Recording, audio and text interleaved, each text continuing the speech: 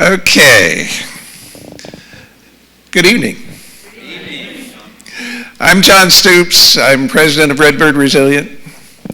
We're really pleased to be able to bring another education program to the community, and appreciate you guys coming out.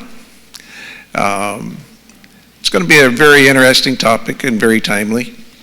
I do want to make one quick announcement on Redbird Resilient. We have quarterly meetings and go through business ideas and so on to try to figure out where the community group should be headed.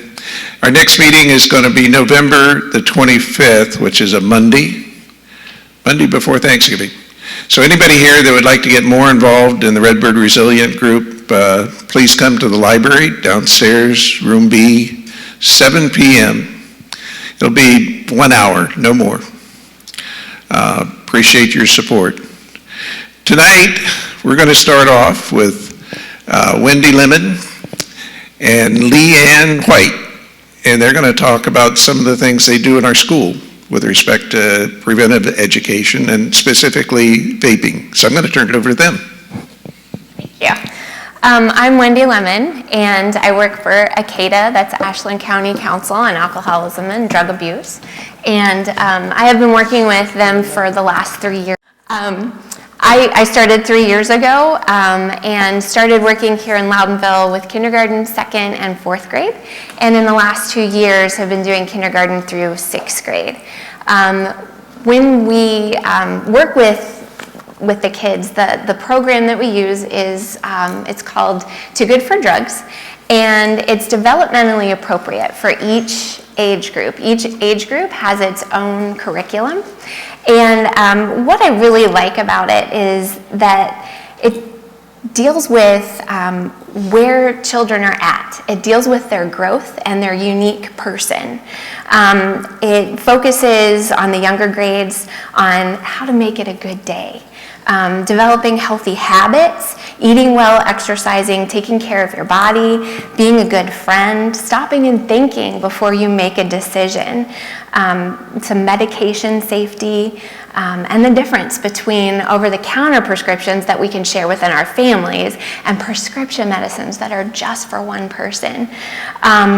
I like that it deals with these social, emotional things because it builds a foundation for some of the things that we talk about as they get older. As they get bigger, we focus on setting goals and growing in the skills and abilities that they have, good decision making, peer pressure refusal skills, alcohol and how that specifically affects the brain, particularly for a growing person. And we talk about tobacco products as well, the effect that that has on the body. We talk about within tobacco products how we know so much more today what can happen to a person who uses tobacco products, the different illnesses. And I explained to them that their grandparents and great-grandparents didn't know as much as they know today about those things. Every once in a while I'll have little kids mention vaping, but most of the time I start really hearing about it at about the fourth grade level. They'll bring up questions or just say what they saw. I do my best to answer those questions. Within Too Good for Drugs at this point, we don't have a specific lesson that's on vaping. And I think there could be a variety of reasons for that. One of them being that Too Good for Drugs is an evidence-based program. And so when we're looking at wanting to have evidence and good solid research behind a topic, we need about 20 years or so, and we don't have that yet with vaping. And so we do our best to stay on top of things the best that we can so that we can answer questions. When I don't know something, I go and find the answer either by searching through the FDA or the CDC or talking with one of the other ladies who are going to be speaking here this evening. With sixth grade, that's where we start talking about advertisement and how advertisement works. Advertisement, the whole point is to sell you something. And so they use a lot of different techniques to try to get us interested in something, and they work. We all have been pulled in by advertisement.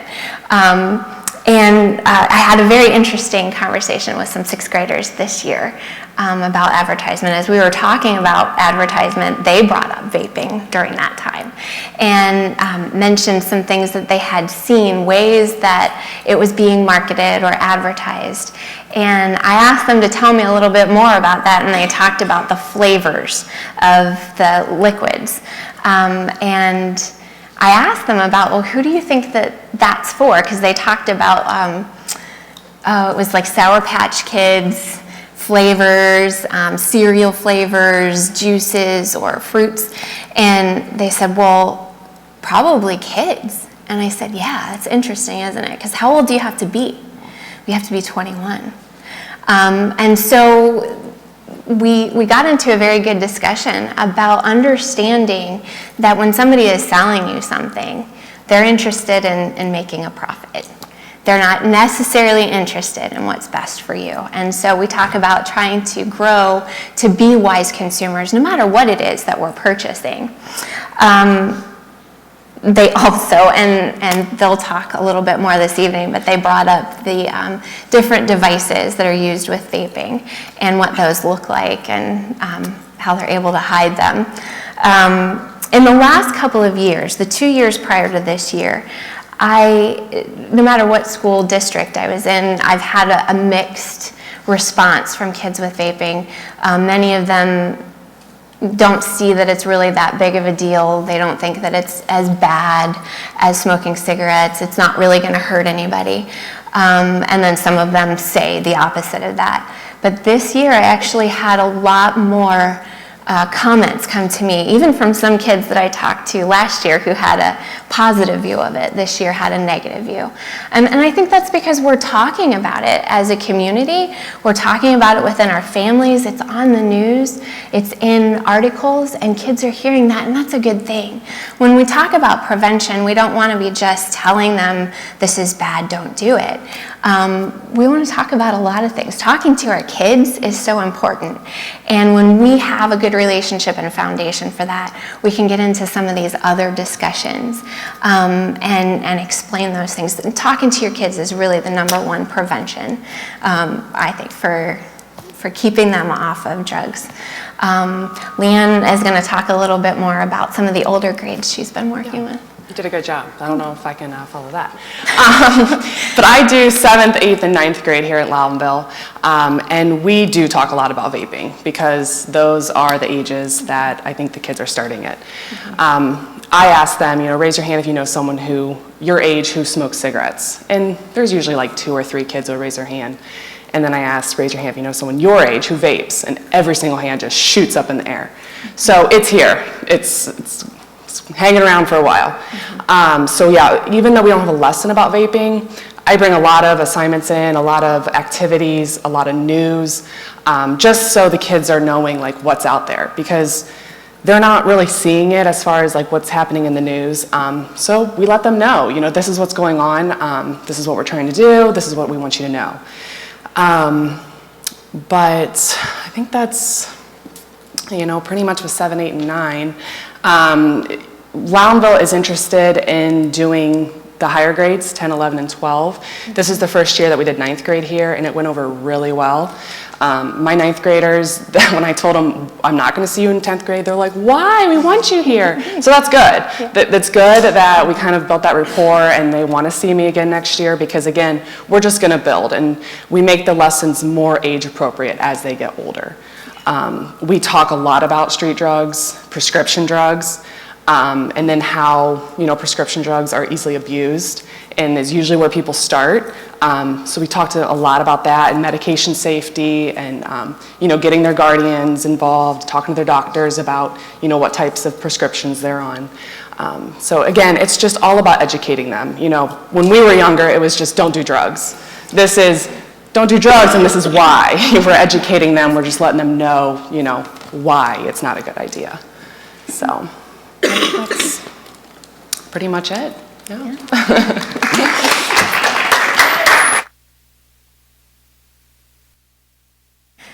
All right. This is Chris Hickey. She is our senior most prevention educator with ACADA. She's been working there for, is it 28? 28 years. 28 years. And this is Libby Edwards, and she works for University Hospital. She's a respiratory therapist, and these two ladies have been doing a lot of work researching and really getting to know a lot of the information that's out there. They're in contact with the CDC, and on their website every week they update that. So Every day now. So yeah, they're up to date on the most recent information. Just a quick, so you know what else is going on in the county. My main schools that I work in with the Too Good for Drugs program are Crestview, Mapleton, and Hillsdale. And so I've seen a lot of kids over the years, and we have those grades, kindergarten through 10th grade. I do booster lessons in 9th and 10th grade with the health classes in the high schools. So that's incredibly positive because I've been at it for so long. Kids that I've had in kindergarten, by the time they're in 7th and 8th grade, we've developed a relationship. They will open up to me. We have great conversations and can clarify, misconceptions that they might have about anything, really any types of drug. We've gotten into some really doozies of different topics.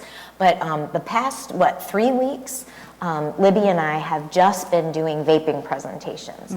I took a step out from my regular curriculum for Too Good for Drugs since we don't have a set lesson, and asked Libby to come along with me. So we've been presenting, and we just figured out with our presentations that we did today at Mapleton High School, in the past 3 weeks we've spoken to over 1,000 kids.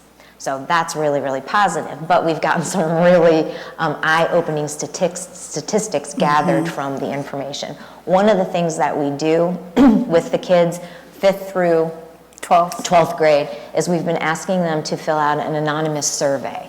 So that survey, we assure them that we're not there to bust them if they disclose that they have used. When I scooted it over. Sorry, that's okay. We say we're not here to march you down to the office and make you call your parents and you get suspended.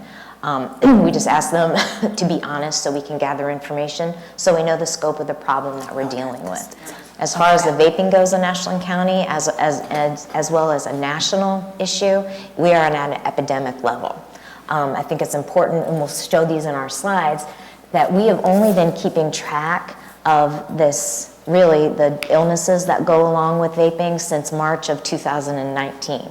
So we're only about 8 months into it, and what we're finding out is not presenting well. So I will turn it over to Libby and we'll go through our presentation. If there's any time where we use lingo or something that you're not sure, like what we're talking about, because we assume that everybody knows what pods are and carts are and things like that. Yeah. If you don't know, just shoot your hand up and we will clarify that for you. And if you have any questions, just put your hand up and we'll stop. We've been doing that all day. Yeah, all good. We're all good. I've been a respiratory therapist at Samaritan for the last almost 14 years. My big interest with the vaping comes from the fact that I started smoking regularly when I was 14 and didn't quit until I was 35. And I now counsel people trying to help them quit their nicotine habits, and I see our students falling into the same pattern. And vaping has only been out for 13 years. It's been popular in this area for about the last 4 or 5 years. My concern is how quickly people are getting ill at such young ages. Michigan just did a bilateral lung transplant on a 17-year-old. It's the first lung transplant from somebody with E-Valley, which we're going to go over. But one of the biggest things I stress with the kids is the damage that these young people are causing to their bodies and to their lungs is permanent. Our lungs don't heal like a cut on your finger. So what they're choosing to do now and the damage that they're causing rapidly, they're going to carry with them the rest of their life. Some of our statistics from the students that we've seen. 5th grade, I didn't have any vapors in 5th grade, but I was really surprised that they were using cigarettes and oral tobacco. 6th grade, 11%. And these are 980 surveys. I haven't yet tabulated what we've been doing at Mapleton this week. But you can see 7th grade, 8th grade, 9th grade, 10th grade, 11th grade. Our middle schools, other than 5th and 6th grade, are well above the national average. 13% is the national average, and that's from 2018. So it's a really current number. And our high schools, the national average has jumped significantly this year to 38%. Last year it was 24%. So the CDC just released today that adult cigarette smoking is at an all-time low. It's the lowest it's been. And what did I say that was? 13.7%. And e-cigarette use adults is 3.2%. Qualify on this, it's like the 43%. They tried it, or they are regular users, or? I asked them in the survey, when the schools get the results, they actually get a huge spreadsheet of the questions that I ask. The questions I ask is, what kind of tobacco have you practiced with? And then I name every type of tobacco that I could think of, including vape. And then I put, did you feel pressured to use it? Does your mom use tobacco? Does your dad use tobacco? Do your siblings use tobacco? Do your friends use tobacco? Where are you getting it from? How many times have you tried it? And then I've got 1 to 10, 10 to 20, and then over 20. And then I ask, do you wish people would stop using tobacco? Do you know that tobacco is bad for you? And then the last question is, are you addicted? Or do you think you're addicted? And the numbers I get back from the kids that think they're addicted really upset me. And I'll talk a little bit about what programs we're doing for that when we get a little bit further along. But I haven't changed the survey at all in the last 2 years because I want to keep it consistent. So in order to be in those percentages, they had to at least answer, they've experimented at least 1 through 9 times. Mm-hmm. Right. And Yeah. just to clarify, the 11th grade at 56%, we had kind of a very odd situation with the juniors at a local high school, where 75% of them in the junior class. Mm-hmm. So that's why that number is so much higher than everybody else. And I've taught in that school, so to say I was a little disappointed, but it totally made sense to me. They are a great group of kids individually. You put them together, they just encourage each other to do stupid things. Mm-hmm. And they're risk takers, a lot of risk takers, where they have a lot of impulse control. They're not real strong with that yet, so that's why that 11th grade there is significantly higher than the rest of the grades. Yeah, they plummeted us up. But you can see how concerning this is. And so that's why we're just going to keep doing what we're doing and keep evaluating, and definitely education is the best thing that we can do. And we don't go in and sugarcoat anything. I tell the boys, you know, you can become impotent from nicotine use. You don't want that in your future. All of the diseases, I tell them about the death of my favorite patient, which is ultimately what made me quit smoking. I kind of give them the scenario of what one of the patients that we'll talk about went through, being wheeled into the ER and not being able to breathe, and everything that happens to her, so that they get an understanding that this isn't you just come into the hospital and they give you an antibiotic and you go home. This is, you're in the hospital, you are intubated, you are emergent from the second you come in the door, you're intubated for weeks, and you're rehabbing for months. Because I think it's important for them to know it's not like a sprained ankle. So when we go into the classrooms, we've seen over 1,000 students so far this year. And for me not knowing how to teach, it's been a wonderful experience. They're very, very challenging, and I actually really enjoy it because sometimes we really get back and forth, and it's fun to finally see them have that, oh, moment, you know, of, hey, this is a serious addiction. We demonstrate the difference between vaping sterile water and the e-juice. A lot of kids, a lot of people have a misconception that vaping is just water. Have any of you heard that? That it's just a water with flavoring in it? It's not. And we'll show you that too. We have all kinds of tricks up our sleeves. We compare the ingredients of products that are properly regulated by the FDA versus the ingredients that are listed on vape juices. When vapes first came out, they weren't recognized as the government as a tobacco product. So they told the FDA, you have no jurisdiction to have any regulatory rights over these products. So, you know, there was just a plethora of these vape shops opening up. Well, then in 2016, the products came out in 2006. 10 years later in 2016, they said, oh, you know what, the nicotine's derived from a tobacco plant, therefore it's tobacco. Okay, regulate it. And tax it. And tax it.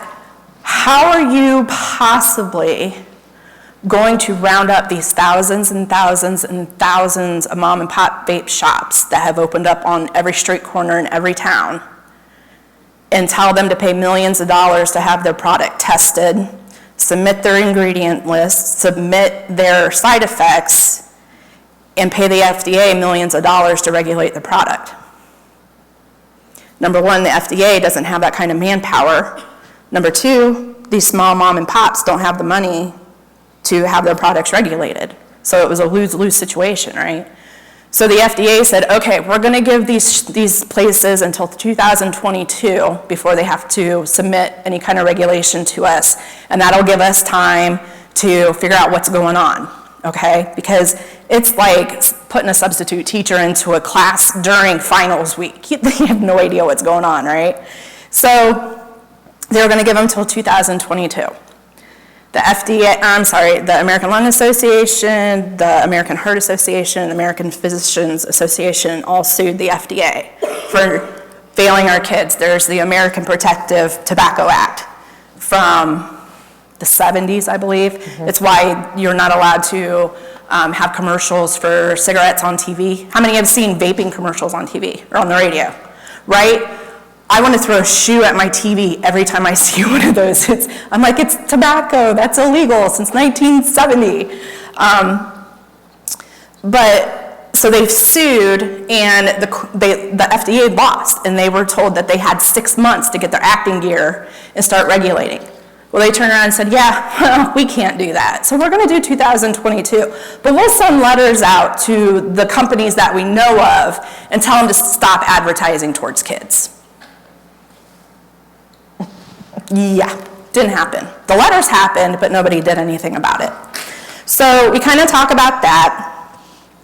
We have a very open discussion with the kids. We tell them, you know, your teacher's not even paying attention. They're playing solitaire on the computer. And, you know, who has vaped? Why did you do it? How did it make you feel? We talk about the effects on the body that when we were kids, us, you hit a cigarette for the first time, you coughed, you hacked, you thought you were dying. Anybody remember that sensation? Right? I mean, you got sick as a dog. They're not getting this. The nicotine is like Juul. Not all of the vape juices are salt nicotines. But The salt nicotine, the nicotine gets delivered into the body much quicker and more powerful than just a regular e-liquid or vape juice. When I was in these tobacco shops over the last couple of days, they were very quick to try to sell me the salt nicotine because it's a better nicotine rush, and it's also about double the expense of just the e-liquid. Because it's more concentrated. So. Yeah, they mix the nicotine with benzoic acid, and that's how they form it into a salt crystal. And then when it's heated, the particle size is so much smaller. It crosses the blood-brain barrier much quicker, goes straight to the nicotine receptors. These kids are getting a head rush like that, and then they keep looking for that head rush. Okay, and that's how they're getting hooked. So we kind of talk about how they've been duped by. I mean, Juul is in so much trouble right now. I kind of foresee them being gone in the next 2 years. Y'all know what Juuls are? Have you heard of Juul? Okay, Juul's the apparatus that people vape out It's of. the company. Yeah, the company. And did anybody hear their CEO retired? He had done all he could do for the company when all of this started becoming public. And so he retired. Altria who is a big tobacco company, bought 30% stake in Juul.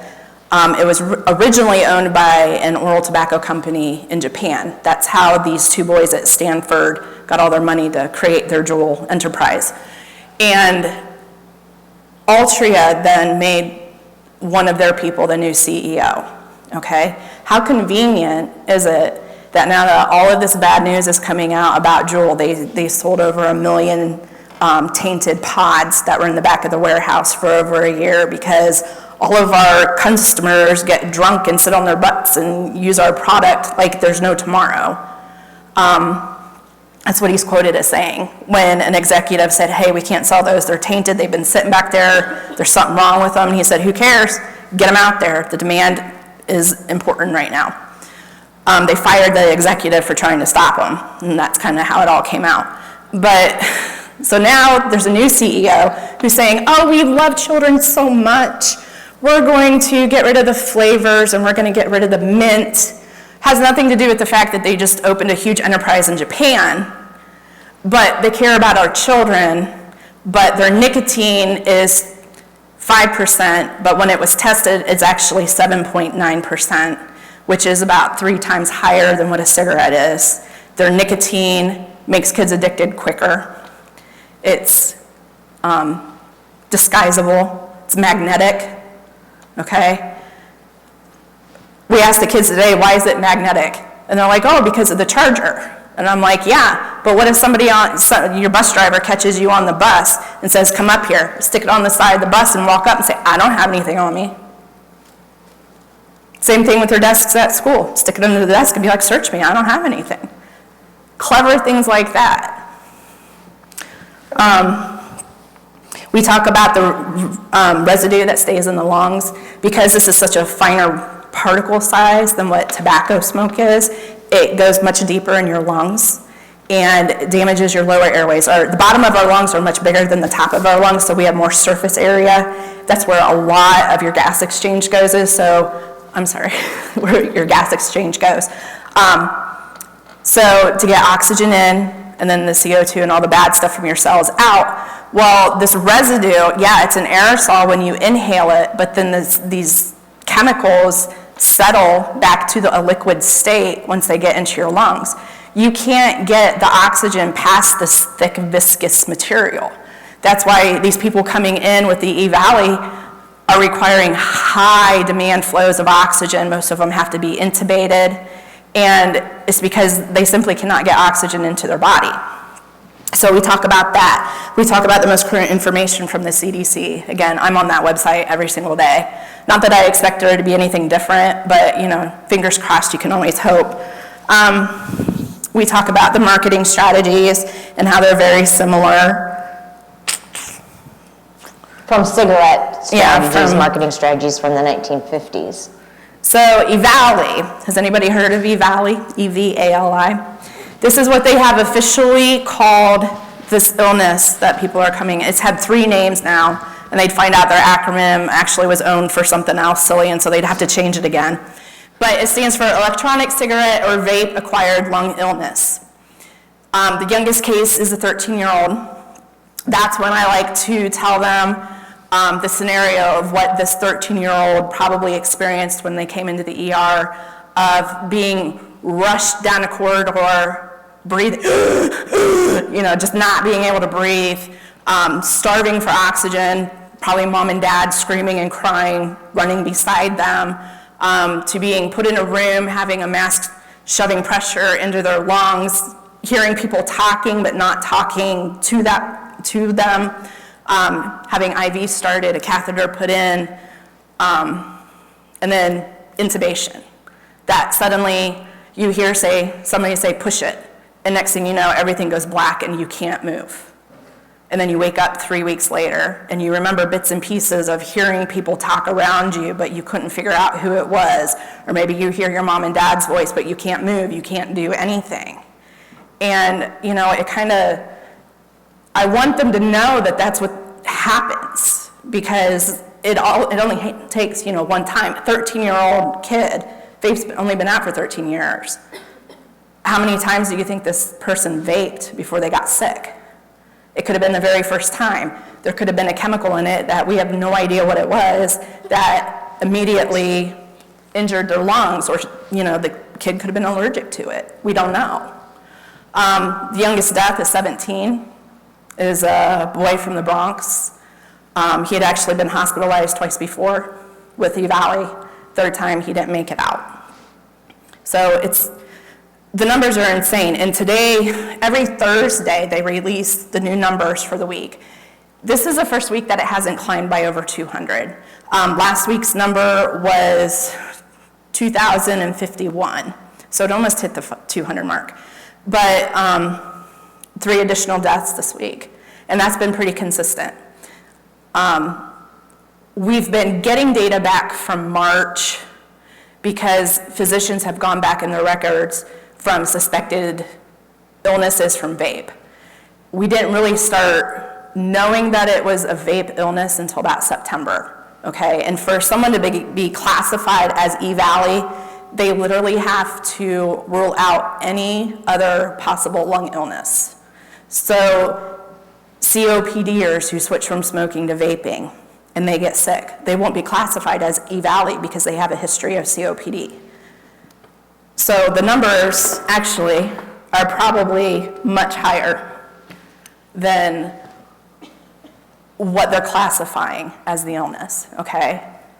What's the difference between electronic cigarettes and vape? Oh, that's a good question. Yeah, so electronic cigarette, it literally looks like a long cigarette, okay? They're both operated by batteries. And This is an electronic cigarette. Let's see, I can find where I put it. we had a little thing we were gonna do. So you get to fill the cartridge, but it's a different form of the cartridge. It's not like a pod, which is a little plastic, like square. It's a longer holding mechanism. And generally it has a lower amount of nicotine. Does that kind of make sense? The electronic cigarette has lower? Generally, yeah. And then the vapes, they come in so many different mechanisms, and I'm gonna show you a bunch of those. But you fill the cartridge and you can take it in and out, okay? You can refill it. Most of them you can refill. And that's kind of where the big problem is, because somebody finds a vape cartridge on the ground, you have no idea what's in it. But if you're a kid, you're gonna vape it because they're hard to come by as a kid, right? The chemicals that are in the vaping, we don't know what's in them, all right? Where's my vape juice? Oh, I got it right here. So this is my internet purchased nicotine-free vape juice. And I'm pretty sure it does actually have trace amounts of nicotine in it, because the first time I was messing around with it, I had the worst nicotine headache after getting it on my hands. And from not smoking for 6 years and touching it, I was like craving a cigarette like you couldn't believe. But this is one of the big things that we show the kids. It has, I'm sorry, I don't mean to give you guys feedback. Vegetable glycerin, propylene glycol, and natural and artificial flavors. Literally all that's labeled on this, all right?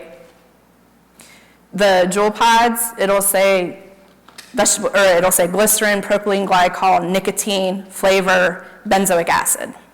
5 ingredients. So apparently flavor just comes out of nowhere, right? But then I'll read to them the ingredients on a basic pack of gum, all right? And it's got 16 different ingredients on it for a piece of gum. And it kind of shocks them, like, oh, we are being lied to. There's probably at least as many ingredients in this as what's in this, right? To get the flavor. I don't see this is called Ice Dragon. It's got dragon fruit and menthol fusion. There's no pieces of dragon fruit in this. There's no mint in it. So there's got to be some kind of chemicals creating those flavors. And until we know what they are, that's what the concern is. If you guys heard, we're trying to pull all the flavors off the market. Number one, because that's the kids' biggest attraction. Those things, 3.2% of adults use vape. 38% of high school students are using vape. I understand people's frustration that they want to pull the flavors. I have many friends who have quit smoking by vaping, and they really like their vanilla and their birthday cake flavors. But these things aren't marketed towards them. Have a piece of birthday cake, you know? 38% of our students are using these products compared to 3.7. Right, of adults. So, not to be down on adults, but I don't give a damn, okay? They need to get these products off the market so they can be regulated. All we want to know is what the ingredients are and what side effects we can expect. It took us, they planted the first tobacco plant in the United States in 1617. So it took us 402 years to get us where we are now, right? And it took us 350 years to decisively put on a pack of cigarettes what's going to happen to you if you use that product. So either we learn from the past with cigarettes, or we wait another 300 years and let all these people die from vaping. Okay? Because we don't know what the long-term effect is. It hasn't been long enough. But we do know it's killing people now. I'll come around and show you, because we do ask the kids, like, how many of you have heard it's safe because it's water vapor? And then we say, does this look like water? And they'll say, no, it looks like Karo syrup. You make Rice Krispie treats out of that, or hair gel. It's much thicker, oilier, greasy. Okay. It's very greasy. We get it on our fingers. I still have some on my fingers from earlier today. I mean, it feels like you have used cooking oil and got it on your hand. It's super greasy. And I'm not saying it's oil, I'm just saying it feels that way. A funny story, because we're gonna do a demonstration that we do for the students.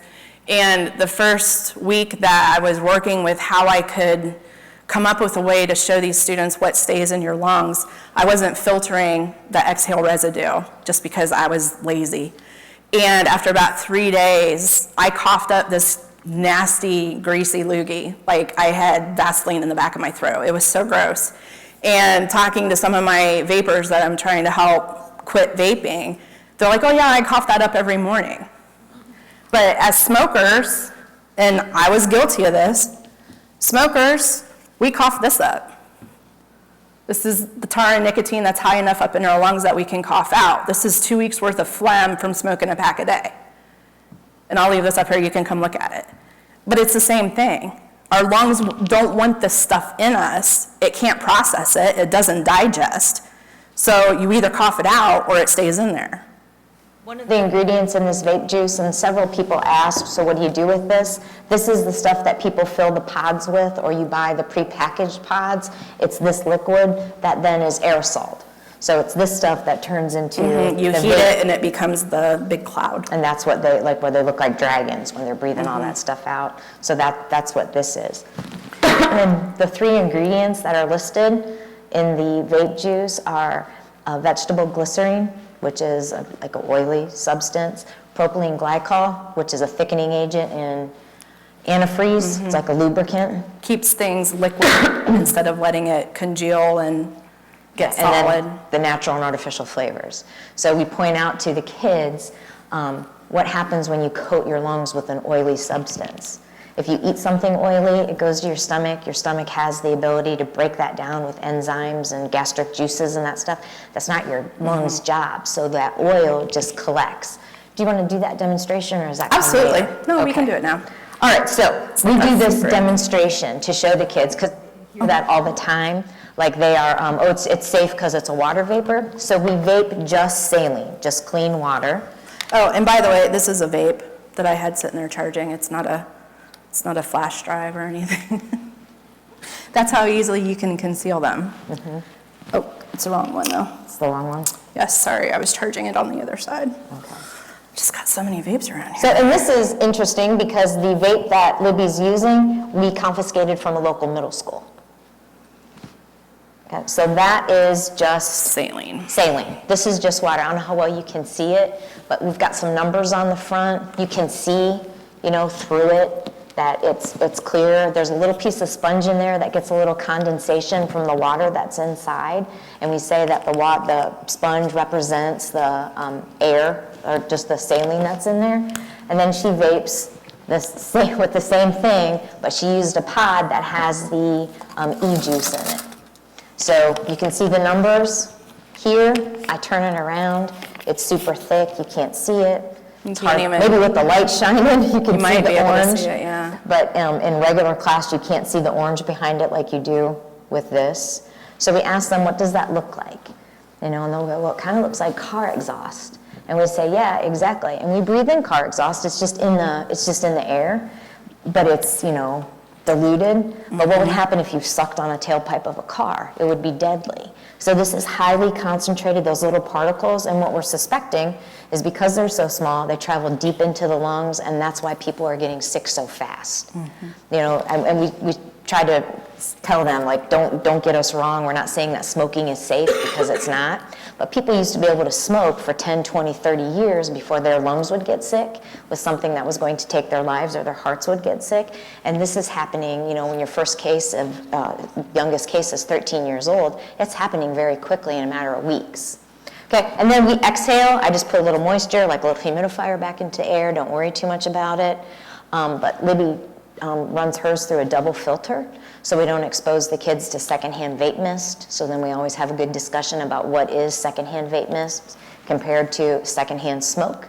And for those of you that don't know, that's just you're getting the effects of somebody who is smoking if you're breathing in that same air. We know the harmful effects of secondhand smoke from people smoking cigarettes.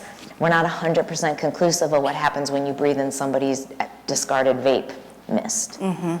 Yeah, if we don't know what's in the juice that you're inhaling firsthand, how would we possibly know what you're getting secondhand? Claire, you want to help me with this? She can do that. Oh, okay. Okay, so we have vaped a little bit of these. We used them today in class. We had 5 classes, and we just did it now. So this is about 10, 11 inhales and exhales with our little pieces of sponge. And we're going to come around and we'll just squeeze this sponge, and it lets you see the residue, the oil that's left in this sponge. So back to the chemicals. The CDC has confirmed that they have over 450 chemicals, or 450 samples from people who have been hospitalized with the E-Valley. They voluntarily send their products into the FDA and the CDC to be analyzed, to find, to help find out what's going on. And they have not been able to find a ingredient in common that they felt was causing this problem. A lot of the patients report using THC, but not all of them are using THC exclusively. How many have heard that all of this is caused by vaping THC? Yeah. And then just this week, vitamin E acetate, which we're going to talk about that too. 54% report that they use THC and nicotine vapes, and then 11% reported that they've never used THC, they've only ever used nicotine. And I think that 11% is important because they deserve a voice.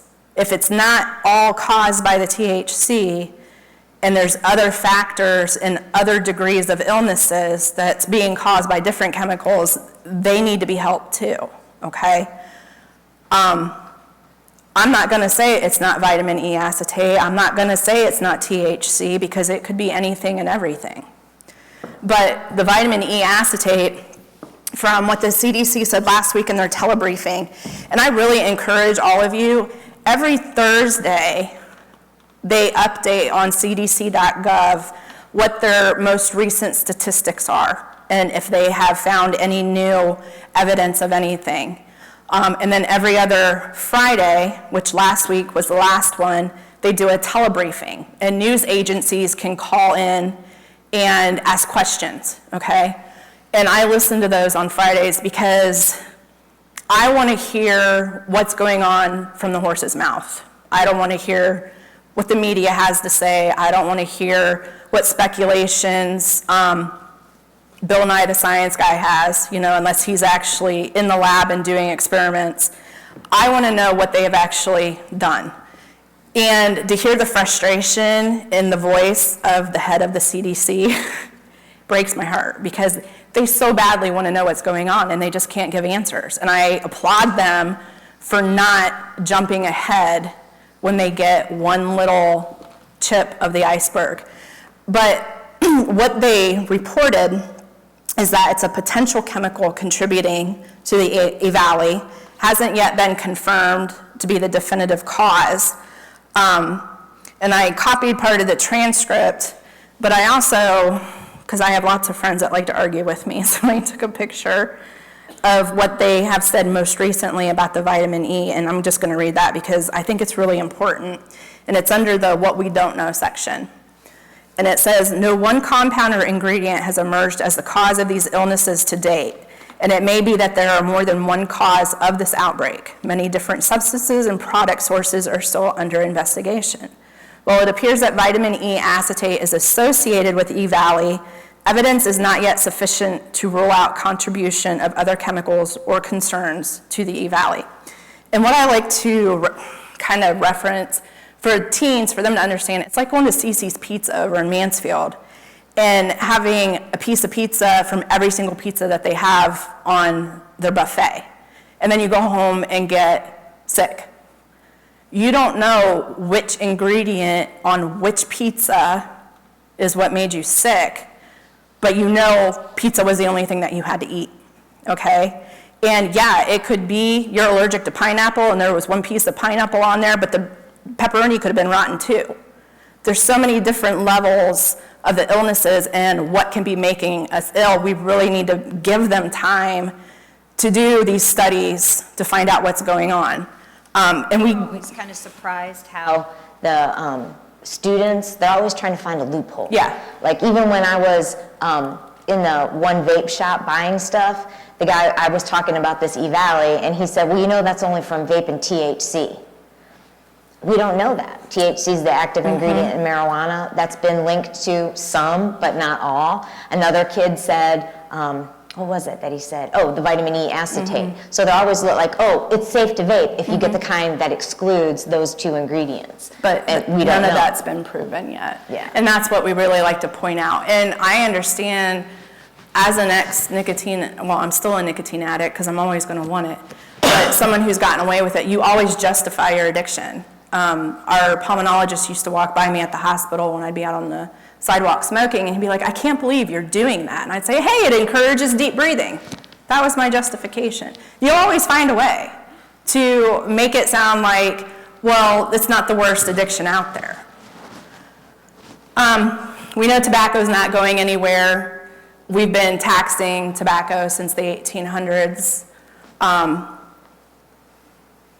Unfortunately, it's not going anywhere. And the same thing is going to be happening with vape. As soon as they can regulate it, they're going to tax the bejeebies out of it, and it's not going to be gone for long, especially the flavors. You know, once they can get it regulated and say, well, adults have that right to make the choice to use this stuff, they're going to bring some of it back. It's my hope that they don't, but I mean, history is repeating itself. And we kind of went over the regulatory controversy, but yes, technically, it is now regulated by the FDA. They just have not acted on it yet. So why are so many of our kids using these products?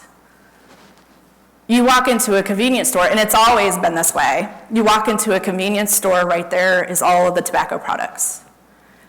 You can't even get in the door without seeing ads for it, okay? And they always seem to place ads by the candy or chip or pop aisles, so that kids get desensitized to seeing these products all the time.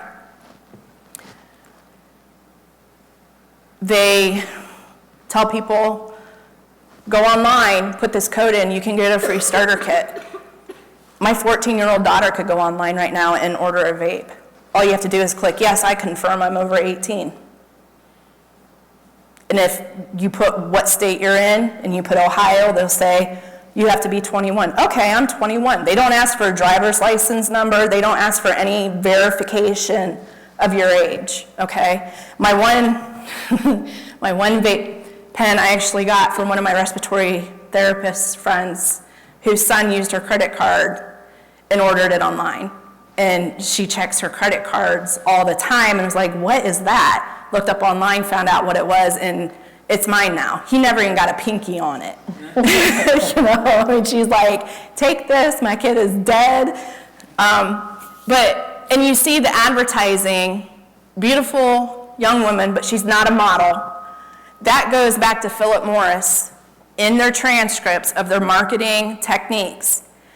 We need young, beautiful women, the ideal housewife. She can't be a model, she can't be unrealistic. Advertising our products, because every housewife in America sits at home and watches TV and looks through magazines, and they want to be that woman. And she's always smoking. She'd be burping a baby and smoking. Well, you're not going to see women that look like me on vape commercials, on vape ads. This is what you see. Young, attractive women, okay? I have a slide from a teen. She looks like any average sophomore, and the kids all agreed. They're like, yeah, she looks like she could be going to high school. They're doing the same marketing techniques that they did to our generation and the generation before and the generation before that. And here, again, free samples that goes back to the very beginning, 40s, 50s, 60s. Give it a try, it's great. Try my chewing tobacco, it's the greatest. And here you see, no toxic chemicals. Well, yeah, if we don't put it on the label, we can say there's none in it, right?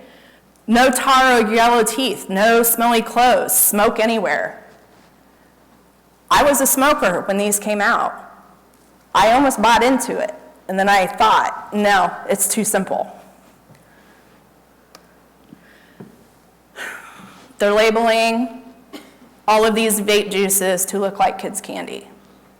Candy that you see at the movie theater, anywhere. Sour Patch Kids, juice boxes. Changing the name just a little bit. There's one that's called Warheads. The candy's called Warheads, and they call it Vape Heads, and it's almost like they had the exact same artist do the artwork on it. I had my 15-year-old daughter buy this.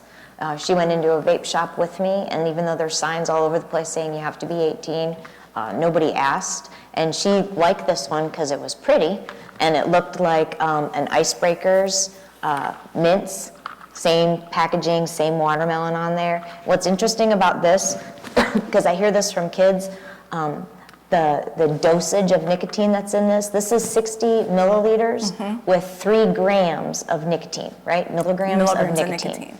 So kids will say, well, my dad quit smoking and he bought that vape with a real low nicotine. He's not using 9 or 10, he's using 3. Well, that's what it says on the outside, but real tiny fine print, it's 3 milligrams of nicotine per serving. So there's 180 milligrams of nicotine in this. Not 3 is what they want you to believe. But again, that looks like Starburst, looks like, a mint, it's watermelon. Yeah, just watermelon strawberry. But that's not even on the front of the label. You have to turn the box to even see that there's nicotine in it. So Big Tobacco, a lot of the vape companies are actually owned by Big Tobacco. R.J. Reynolds, Philip Morris, and Philip Morris just got approval to have this new device called IQOS come in. I quit ordinary smoking. And it's a heating element, and you have to buy special cigarettes to put it in it, and it just heats the tobacco. It doesn't combust it to give you a vapor. But they're always looking for ways to keep people hooked, right? But they're doing the same thing. They're normalizing nicotine addiction again. They're saying, try these products, they're great, they're safe. That's the big thing. They have told everyone they're safe, with 0 testing or data to back it up. They're making it trendy. I'll never forget the very first blue e-cig commercial I saw with Jenny McCarthy sitting at the bar going, I love my blue cigarette. My teeth don't get stained and I don't stink anymore, but I can still socialize at the bar. It's ridiculous the way that they advertise this stuff, but it's the truth. I mean, these smokers are like, oh, we don't have to go outside in the cold anymore, Again, I know a lot of smokers who instantly paid $200, $300 for these vape things. Is that true in terms of, because I know where I work, we have tobacco policies that apply to all tobacco, Right. all nicotine. So So is that true that you can sit at a bar Yeah. Ohio is ranked F. They have an F grade from the American Lung Association because of our lack of including vaping into our tobacco laws. But your business itself can include it, just like at the hospital. We don't allow people to use e-cigarettes within the hospital. So yeah, you can make your own policies, but technically the state of Ohio has not included vaping. Yeah. Yeah, you could Yeah. sit in this movie theater and vape, you know, if the movie theater They didn't could prohibit kick you it. out for it because it's their right, but Ohio law legally, yeah. Yeah. My husband's in charge of a Little League youth organization in the northern part of the county, and we had to get we're getting new signs made because this is a tobacco-free facility, but we had tons of parents vaping, watching their kids, so we were having new ones saying tobacco-free facilities, including vapes. They're normalizing the hand-to-mouth routine. I don't know if any of you smoke or have ever been smokers. I fidget nonstop because not having something in my hands is the big part of when I quit smoking, especially when I drive. We compare this with the kids, how you feel when they don't have their phones with them. You know, it's like almost like a pacifier. Having that gives them a sense of security, and that I'm checking my phone, I'm checking my phone, even though you have no reason to check your phone, my vape's in my back pocket. It's okay, it's okay. And people that I counsel, I've had one person who told me that, because one of the big things I do, especially with the vapes, because they use them inside a lot of times, is count how many times you're hitting that. And the one gentleman said, you know what, I lost count by the time I went home for the day, but I think I hit it at least 150 times while I was at work. And I said, okay, tomorrow you need to treat your vape like what you do your cigarettes and leave them out in the car and act like you can't vape inside. And then when I saw him the week later, I was like, so how did it go? And he's like, I didn't even last an hour. He's like, I felt like I was on the edge of the cliff with 6 inches to have my feet on and nothing to grab onto, simply because he didn't have his vape pen in his pocket. So it's that same sensation of not having a chew can in your pocket or not having a pack of cigarettes, you know? It's like a security blanket. But they have brought that back. And again, giving people back their personal rights until the state says, you know what, you can't do this. You can't really stop somebody. And the misconception that vaping is quitting smoking, it's not. It's a very lateral move. It's still inhaling a chemical into your lungs that we now have definitive proof that it is capable of causing you damage. And who knows what we're going to know 30 years from now, you know? But it's not quitting. And again, the vape industry loves pointing out all of the bad facts of smoking, okay? And then pointing out all their good facts. You don't stink anymore. Well, actually, you do. Those vape clouds reek. I hate the smell of cherry anymore. I really do. I get mad because I always think there's going to be donuts, and there's no donuts. You save money. Vaping is up to 70% cheaper. Well, that's not true anymore either, because they've raised the prices significantly since they came out. My little bottle that my daughter bought was $24.95 for that little bottle. They talk about it being rechargeable and recyclable, so it's good for the environment. But now we're getting all these reports, it's one of the most littered things out there, especially on beaches, the empty vape cartridges, okay? No smoke produced by vaping. Well, you have an aerosol cloud, which can be just as bad. And again, it all goes back, you know, when people started getting sick from smoking, then they created oral tobacco, thinking, oh, it's the smoke that's making people sick. If we, you know, just suck on it and spit it out, you're not going to get sick. And down at the bottom, it says real tobacco satisfaction without lighting up. Okay, same marketing technique that was just in the last slide. You're not going to stink. It's safe for the environment. It's safe for you. Tastes good. Yeah, and we all know it's not good for you. I love this because they literally use the exact same ad for Lucky Strikes Back in the from the 1940s? 40s for a vape ad. And if you could read the small print, they are actually telling you how to get a free blue vaping device. But I was like, how original and what proof and evidence do we need that they're using the same marketing techniques when they're literally using the same doctor? And yeah, doctors used to prescribe people cigarettes for respiratory illnesses, pregnancy to reduce morning sickness. Yeah, it's unbelievable, right? Yeah, we saw an ad with a pregnant lady that said, if you're suffering from morning sickness, go ahead and smoke, was it Chesterfields or something like that? It's a win-win because it'll also give you a skinny baby, which in the 1970s we said, low birth weight's not a good thing. But back in the 1940s, before the science caught up, and we asked the kids, like, what would you say, or how do you feel when you see a pregnant lady smoking? They all have the same face that you just did. Yeah, just like, oh, that's crazy. You gotta be kidding me. Why did we ever think that was normal? Yeah. And then we try to lead them into, okay, make the jump. So cigarettes, smokeless tobacco, they started to lose money because people started quitting traditional tobacco. What came next? Oh, vapes. Yeah, they're playing us. And with the rate of COPD, which is chronic obstructive pulmonary disease in adults, and the constant readmits, the high cost to the insurance companies to treat, the high cost to the patients for having to treat, we all saw vaping as a holy grail to help people quit smoking. And I've had physicians tell me, even recently told me, you know what? You've really tried getting this person to quit smoking, they can't. Just tell them to vape. It's the lesser of two evils. And I'm like, I can't believe you just told me that right now. And I'm like, do you want shot or do you want stabbed? Because either way, you're gonna die quickly, and neither one is the lesser of two evils. So he knows now not to ever tell me that again. But that's the concept that we have. Oh, it's better than smoking, because we were told that. We were told constantly, 95% safer. Well, you see a statistic like that, you believe it because you think that they've done the research for it, when they have not. The biggest thing for parents to do, number one, we all think our child is a perfect child. My darling angel is sitting right here. Mine too. She would never do anything like that.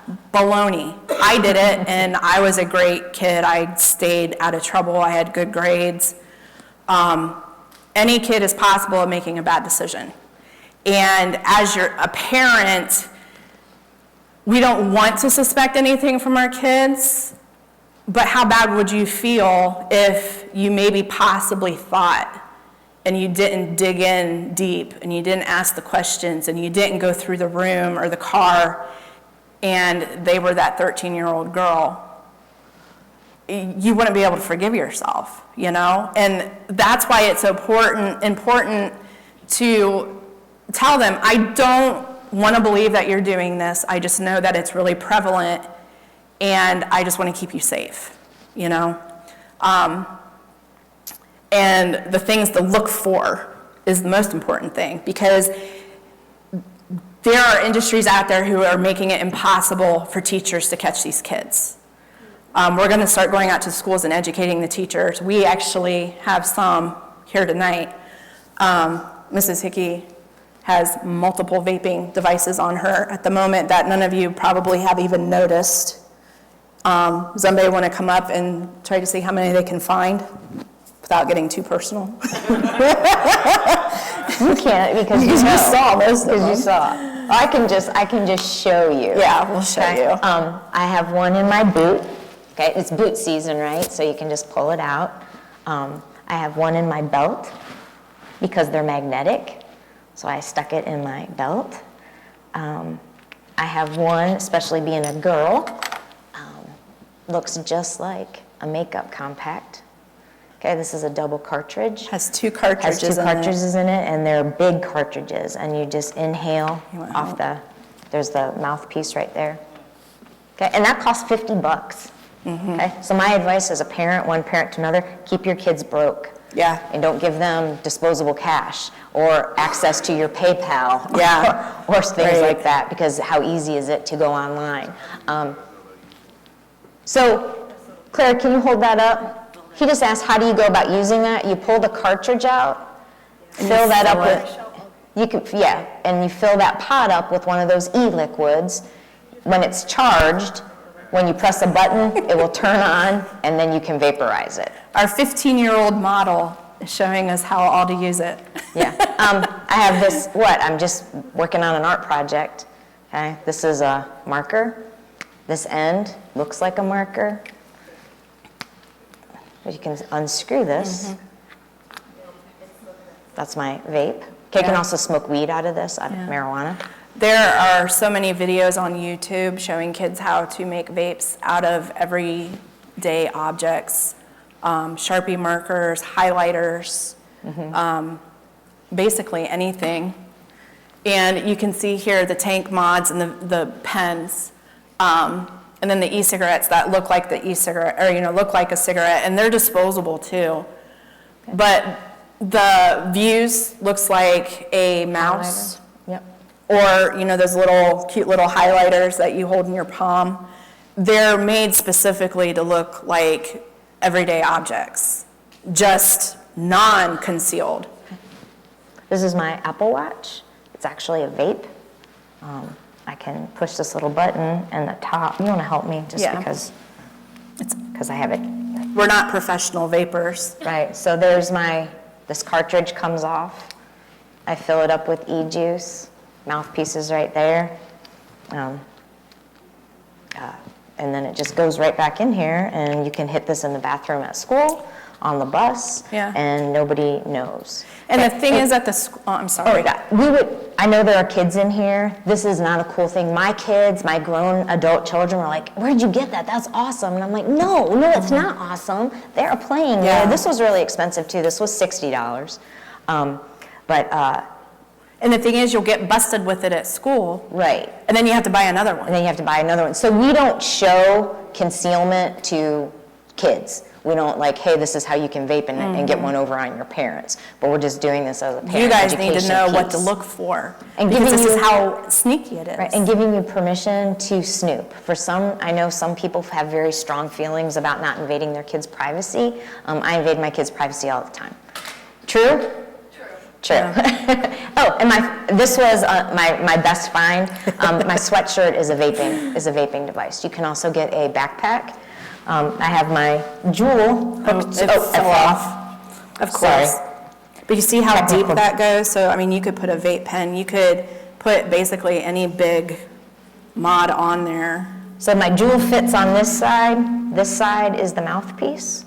So I can, while I'm sitting in class or wherever, principal's office, I had a kid vaping in my junior high 8th grade class as I was doing a presentation on making good decisions. He happened to be my next door neighbor, so I walked him down the principal's office. He got three days out. But you blow in this, and then it's moisture wicking, so you can exhale the mist in here, and this isn't going to turn color or Act get like wet. you're coughing, Yeah. Cover your cough. Yeah, but this was $70, and when I showed it to my son, who is 22, I was like, how do you like my new sweatshirt? I paid $70 for it. He was like, Mom, you could have got that at Walmart for like $12. And then I showed him this, and his mind was just blown. He was like, no way, and we fidgeted with it at the kitchen table for a while to figure out how to make it So that's like work. my joke with the kids. A lot of, this time of year, they're wearing sweatshirts, and kids, they suck on the end of their strings. And I'm like, oh, you vaping? I did that to my daughter the other day at Target, and she's like, what are you talking about? And my 25-year-old stepdaughter happened to be with us, and I figured she was blown away that such a thing existed. And all you have to do is go on Amazon. They have so many different models. They have sleeveless ones. So many things to accommodate. And adults can use this stuff anywhere. So what's the point of making these products if they're not for kids, right? We're not marketing towards kids. Juul is one of the most popular products amongst teens. Again, it's magnetic. You can pop it on the side of the bus if And you the can bus charge driver it catches you. You can charge it in your laptop. Yeah. The Juul also makes 2 other models. One is Elite for, the classy businessman that wants to vape. And then they actually have one that is geared towards vaping marijuana. That's called the PAX Extra. But yeah, you walk into your kid's room and you see a strange key fob Just took it off sitting there. Oh, You know, some of them, they look like key fobs. You see the watch there. The blue one kind of looks like a lipstick. But if you don't know, there's one that looks like a Zippo lighter. And if you don't know what to look for, you're just going to walk right by it and be like, oh, they got a new highlighter. Wonder where they got that. Or, oh, new phone charger or compact. You don't think about, wow, that's a hidden vape. The Sharpie. And I'm actually, this weekend I'm going to try to find the big fat Sharpie because I went on YouTube to find how to do this. And they literally just take the ink part out and shove their Juul or whatever vape device they're using. That'll fit down in there. But how many kids sit at their desk and play with their pens around their mouse? You think nothing of it. But you turn your back to write on the board and they're hitting it. Unless you catch who's doing it, you can't do anything about it. Again, the one that looks like a key fob. Check into your kids' history too on YouTube, because there's so much stuff on YouTube on tricks that you can do with the vaping mist, how to make your own vape, so be monitoring what they're watching online. They make one that looks like an actual inhaler. That ticks me off to no end. Some kid can act like they have asthma. Oh, I need my inhaler and take a hit off of it. Who's going to know? And how dare they take the trust away from someone who actually literally needs an inhaler for their lungs? I mean, seriously. Again, the vaping, that's another model of the vaping hoodie. And they even make them that look like sippy cups, just normal water tumblers. Most of them, I chose this one so that you could see the actual vaping mechanism in it. And then the straw is what you breathe the vape in through. But most of them, they're solid color. You can't see what's in it. And again, I've been telling the teachers this year about these things, and they're just like, you need to do an in-service like now, because who knows who's carrying what. There's a backpack that holds a vape in it. It's sick how convenient they're making it for kids to, number one, become addicted to these products, but then to conceal from everybody that they're using these products. And to me, a big thing that plays into kids vaping is frequent exposure, all right? The whole reason I started smoking, my grandpa smoked. And he would sit there so debonair in his chair by the fireplace smoking. He just made it look like the most amazing thing ever. And my brother and I was 4, he was 6. We stole a cigarette out of grandma's purse and went out in the woods and smoked. And I remember how sick and awful I felt after that. But then anytime I could get in their car and supervise and smoke their cigarette butts, I was.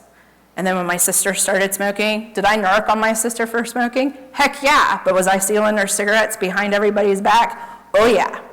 The more you're exposed to it, the less you see the actual effects. And you can see there from the surveys that we did from these kids, 42% of their fathers are using tobacco. And I could almost tell from kids that would circle on the survey, yeah, I vape, I use cigarettes, I've tried cigars, I've tried chew. I already know that at least one of their parents are using it because they've been desensitized to the effects of it. When you see somebody smoking or chewing all day long, you don't see what it's doing on the inside. You just see that, mom's talking on the phone with her friends with a cigarette, and you think, oh, when you're an adult, that's what you do. Or at the football game and everybody's hanging out at the fence and your parents are there and you have to go through the cloud of smoke to get to them. You don't think anything of it. And kids want to be adults. And so they start young. Anybody ever see the beef jerky, the shredded beef jerky that comes in little round cans? Looks just like chew. Okay? It just breaks my heart when I see a little 6-year-old boy pull that can out and tap it down just like his dad does. And actually be spitting it like their dad, because kids want to emulate what parents and what grown-ups, what older siblings are doing. So any behavior that you want to instill in your kids, I think it's important to model good behavior. It's that do as I say, or do as I, you should be, it. Yeah, do as I say, not as I do. Yeah, there you go. But I also talk to the teenagers that we talk to, you know, you have younger siblings, you have younger kids in the school that look up to you. They see you doing these things, they want to emulate you. Even if you get busted for doing it at school, everybody talks about it. Oh my gosh, the star football player got busted vaping. That's so cool. You know, and then all the 6th grade boys on the football team want to be the quarterback. And that's what they're going to do. And a lot of toddlers have been getting sick from nicotine overdose because they find the pods, they smell it, it smells sweet, it smells like candy, and they suck on it. And they overdose on nicotine and get sick. Dogs have been dying for the same thing. It smells amazing. And it attracts people who have no idea what it even is, but they get it in their system. But again, talking to your kids is the most important. So, you know, I've talked to my daughter repeatedly, and I've apologized to my daughter repeatedly for my own tobacco addiction. She was 3 years old, and I'd leave her alone in the bathtub upstairs and go out on the deck and smoke. And there were times that I could hear her screaming for me, and I'd just open the door. I'm having a cigarette, honey. I'll be up in just a minute. You know, she could have been in scalding hot water, or had fallen and hit her head or broke her arm or something. And I was just like, you're having fun. Splash in the water. It'll be fine. But you don't realize these things while you're in the midst of the addiction, of how much it controls everything and everything that you do. You know, money-wise, we would eat ramen noodles and green beans all the time because I wanted money to have cigarettes. We don't do that anymore, do we? You know, she's the light of my life, but my cigarettes were always more important. So, you know, I let her know I would never, ever let anything control me like that again, and I don't want that for her. And we bring that up to the high school kids that we work with, like asking them if they have parents that use any type of tobacco. Have they ever been concerned about their health? Have they ever worried about it? Have they ever been kind of jealous that they bought cigarettes but didn't buy you the candy bar because they didn't have enough money? And then we say, you know, look down in the future. Do you want to put that on your own children? Or how does that, how about the choices that you're making today are going to affect your decisions that you can make in the future? We also ask them too, like if they've ever had the wind knocked out of them and not being able to breathe, and how scary that is, and did you really think you were dying? And they'll say, yeah, and I'll say, well, that's what that E-Valley feels like. And when you're not being able to breathe, you're not concerned about who's going to the playoffs or who you're asking out to, you know, Friday night's dance or whatever, that everything else takes a back seat. So one of the things that we're doing for the kids that we know are getting caught in the schools, the American Lung Association just came out with this program. They tested it in the past spring, just made it public a couple months ago. I jumped on it immediately, got certified to be a facilitator. It's called In-Depth. It stands for Intervention for Nicotine Dependence. It's education, prevention, tobacco, and health. It's a 4-week program. The kids come to me once a week. I keep the middle schoolers and the high schoolers separate, just because I do have athletes in the high school, and I don't want the middle schoolers to be encouraged by knowing that the high schoolers are doing this. Again, taking from my own experience. And a lot of it is we talk about why they even started. And I've had people from one end of the spectrum to the other. You know, one first-time user back of the bus from coming home from a football game with the band and was mortified when his parents told him how disappointed they were in him for doing this, to another one saying, I only smoke marijuana on the weekends, and can I have that vape pen when I have it out showing them? You know, it's a great program. Number one, it gives the lower spectrum kind of an idea of what can be down the road, but also gives the higher spectrum of, holy cow, everybody's not doing this. I thought everybody did this. I mean, they literally think everybody does this.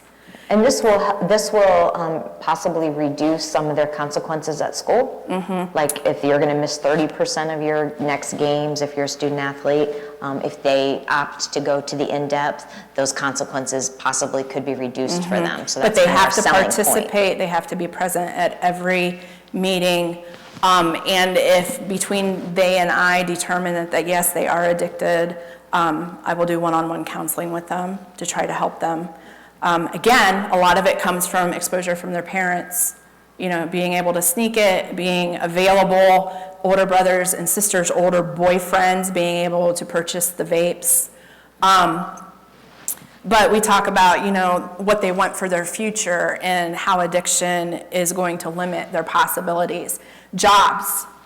Any more you want a job, you have to have a tobacco screening. If you smoke, you're not going to get a job. Even at the hospital, when people apply, they have to come to me for smoking cessation before they'll even be considered. Insurances are now starting to charge vapors extra, like what they do for smokers, because again, it's causing not the same disease, but it's causing lung illnesses, which we know are very expensive to treat, and they're going to be treated the rest of their life. So, you know, those factors are becoming known now. The big thing, again, it took over 350 years to understand the consequences of using tobacco, and vape's only been out for 13 years. So the very tip of the iceberg has just barely been scratched of what we're going to know 50 years from now. And we know we've given you a lot of information, a lot of stuff to think about. We're just trying to almost backpedal to catch up with what we were sold as it's a safe alternative, and then now that this information's coming out. Does anybody have any questions for us about? You mentioned that you guys service Hillsdale, Mapleton, and Loudville. What's Ashland City doing? Oh, we're also. Yeah, I was at Ashland Middle School. We actually are going to be on Ashland High School's TV program in the morning, and we're doing a live panel where the students can type their questions in for us to answer, and then we will be going into the high school and doing the presentation with them also. With it just being us two, and me still having my duties at the hospital, we're kind of, you know, about 3 days a week, we're able to kind of designate, okay, we're going to go to this school this week, we're going to go to this school this week. And like the in-depth program, I emailed all of the principals in the area schools, Loudonville, Hillsdale, Mapleton, New London. I mean, I hit them all, and I did not hear back from Loudonville, Mapleton, and New London. And Even though the administrators that you talk to in those buildings will tell you the majority of their suspensions and discipline problems that they're dealing with are around vaping. But the principal at Northwestern explained to me that a lot of the principals get emails weekly from different people offering to come in and talk about vaping with their students for a mere $1,000. And so I don't blame them for seeing my email, and I'm going to re-email them. But you know, if they had opened it, they would have seen that there's no cost to the district or the students. And I think as we get into the schools, they're going to realize, you know, there's a huge benefit with it. So did you say you do have schools that are using the Yes. attendance at class as an alternative to getting Yeah. basically kicked out of the school? Well, the thing is, if they're home on suspension, what do you think they're doing? They're unsupervised, because what percentage of American families, mom and dad both work?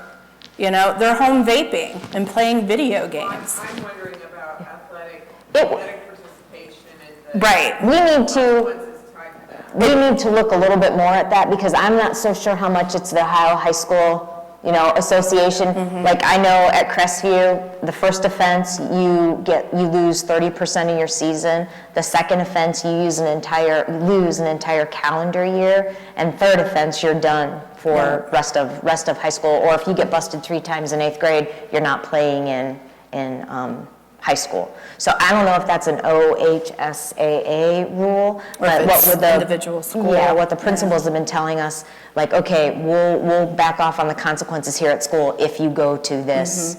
Now, I don't know if that means, okay, instead of a 3-day suspension, we're going to give you a 1-day in school. Or, yeah, in school suspension. Kind of counterproductive, I guess, having, you know, being on the other end of raising kids, I Right. was questioning how that could be counterproductive, because it's participation in those types of things that keep. Exactly. Well, and it makes the parent more aware.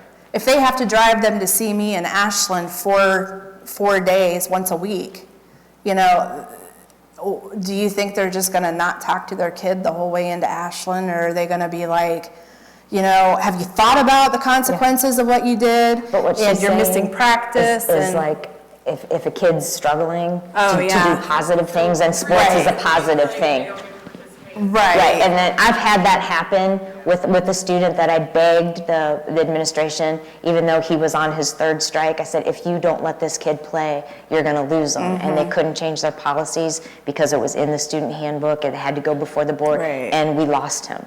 He didn't die, but he's not in a good place. Yeah. And that's some of the things too that I talk to them about in the in-depth. You know, your parents make decisions, and a lot of times you feel like you're the one suffering the consequences of that, you know, and is this what you want for your life, or do you want to rise above it? You know, setting goals for themselves. What are your expectations for your future, and what can we do to help you get there? How are you doing in school? You know, the first time they come in and see me, they're pissed because they think that they're going to get lectured for the next hour. And the first thing I tell them, you know, I know that you're probably in big trouble with your parents, and you're probably in trouble with school. You're not in trouble with me, because I understand. And then I tell them my own story. And I'm like, I get it, but I've seen your future, and it's not what anybody wants for you. So let's talk about this and see what alternatives we can come up with so that you can reach your highest potential. You know, that's my concern, and that's how I approached it with the teachers and the athletic director too. Yeah, okay, sports are important, but they go to school for education. And I don't want them pulled out of school because they made a bad choice. I want them to stay in school. I want them to learn from that decision. And, you know, if they have to miss A game or 20% of their sports instead of 30%, that's a huge bonus for them, you know?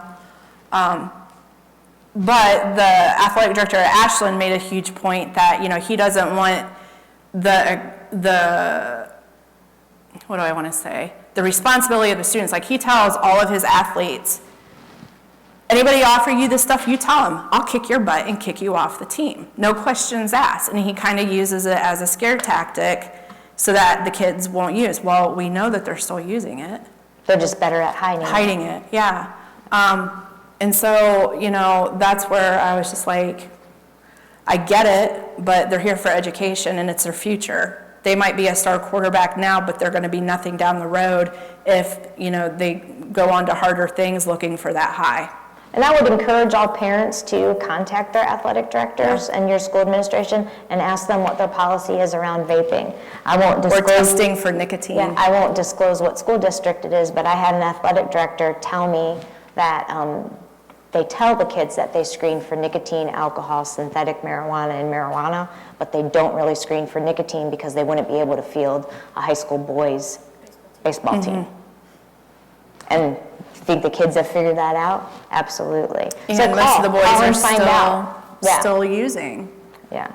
Any more questions? I know it's been a long night. I'm sorry that it was so long. It's just, Lots of information. We have handouts for you. I put them on the table with the other, it's from the American Lung Association, advice for what parents need to know about vaping, so. Thanks for having us, sorry it took so long. Oh, no, we're good. Thank you so much. Gave us a lot of information. I wish we had another 200 people here to hear that. Raphael, can we distribute the video that you've been making? I'm not sure exactly the mechanics of that.